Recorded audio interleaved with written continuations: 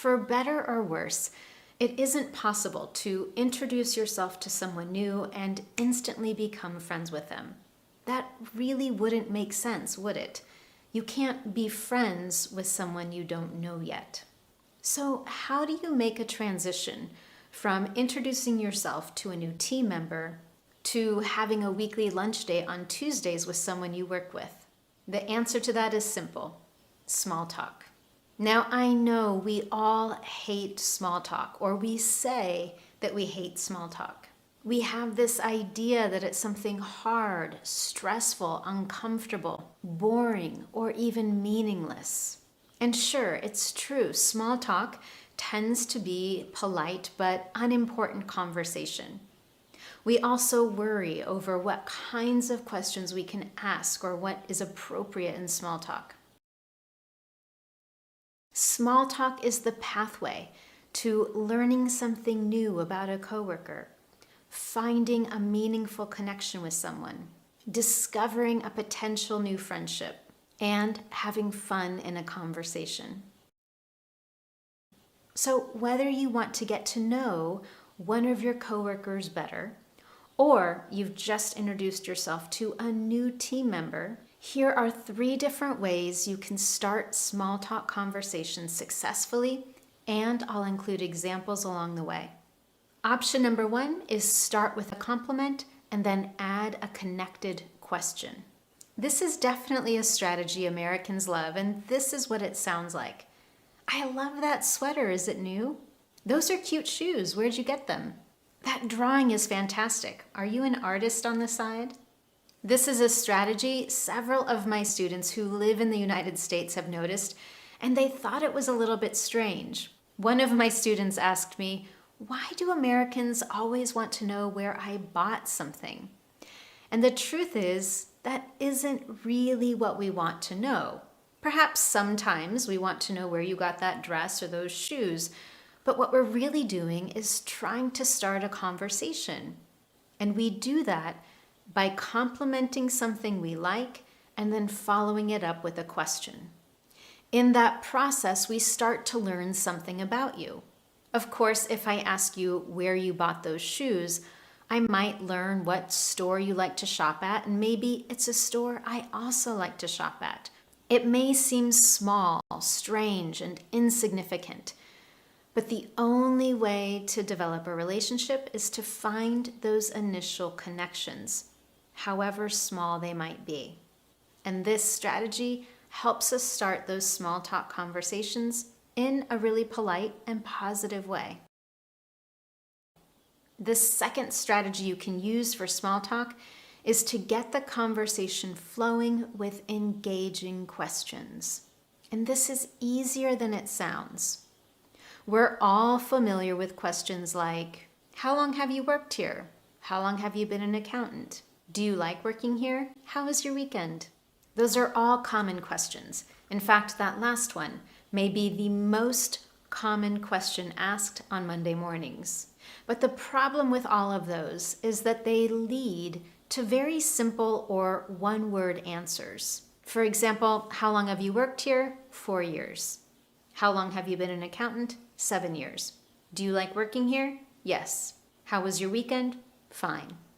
It's really hard to have a successful conversation when someone just gives us a one-word answer. A better approach is to use questions that encourage someone to talk and talk and talk and talk. The more someone else talks, the more we learn, and it's easier to find more engaging, in-depth questions and find connections. Hey Rebecca, nice to meet you. I'm Sarah. I'm the new part-time accountant here. How long have you been at the company? Now, with that first question, it's very possible for Rebecca to give a short one-word answer, and she probably will. She might say, I've been here 7 years, or simply 7 years. After that short question, a better small talk question that encourages conversation might be, what do you like about working here? It's really difficult to give a one-word answer to that question.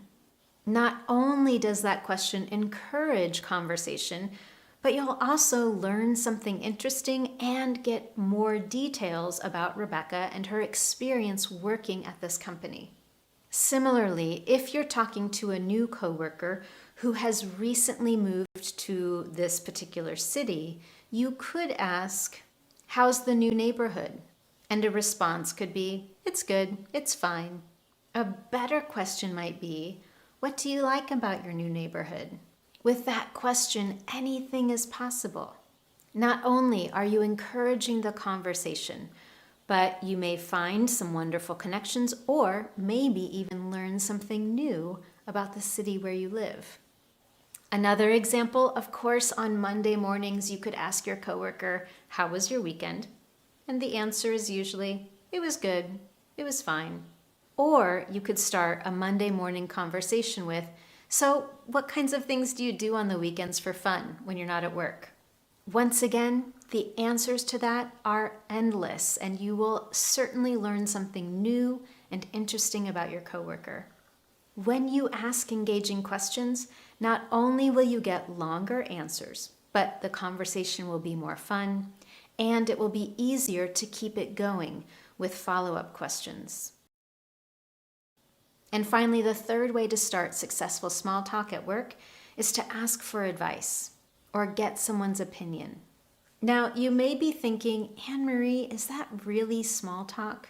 Isn't giving my opinion more personal?" And my answer to that is yes and no. If I ask for advice on buying a house or marriage, or if I ask your opinion on a political candidate, those are definitely more personal topics and would not be appropriate for small talk.